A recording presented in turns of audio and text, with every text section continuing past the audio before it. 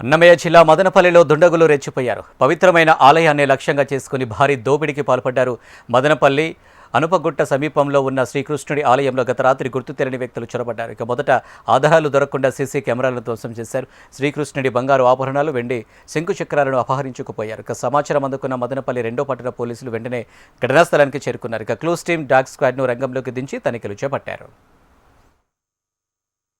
రాయలసీమలోనే అతిపెద్ద టెంపుల్ అయినటువంటి మన గోవర్ధనగిరి శ్రీకృష్ణ ఆలయము మన ప్రాంతంలో ఎంతో పేరుగాంచిన ఆలయంగా గుర్తింపు పొందింది.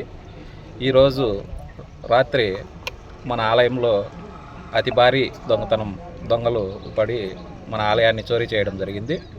ఈ యొక్క చోరీలో సుమారుగా మన ఆలయానికి దాదాపు 25 నుండి 30 లక్షల వస్తువుల దాకా తీసుకెళ్లారు. మొత్తం అంతా బీగాలు కోసేసి డోర్లు పెరికేసి చాలా గందరగోళం సృష్టించి స్వామివారి నగల కాటి నుండి అమ్మవారి తాలిబొట్లు కాటినింటి గర్భగుళ్ళు అమ్మవారి తాలిబొట్లు కాటినింటి అన్నీ అపహరించడం జరిగింది. స్వామివారికి అమ్మవారికి ఉన్న వెండి కిరీటాలు, బంగారు వస్తువులు, ఉండీలు, పెద్ద పెద్ద ఉండీలు అన్నీ కూడా ఈరోజు ఆలయంలో దొంగలు పడి చోరీ చేయడం జరిగింది. మార్నింగ్ 5 గంటలకు పూజారి గారు వచ్చి మాకు కమిటీ మెంబర్లకు ఇన్ఫామ్ చేశారు. మేము 5 గంటలకే వచ్చి పోలీసు వారికి తెలియజేయడం జరిగింది. పోలీసు వారు వచ్చి ఇప్పుడు డాగ్ స్క్వాడ్ క్లోజ్ టీం వచ్చి ఎంక్వైరీ చేసే విధంగా చర్యలు తీసుకుంటున్నారు.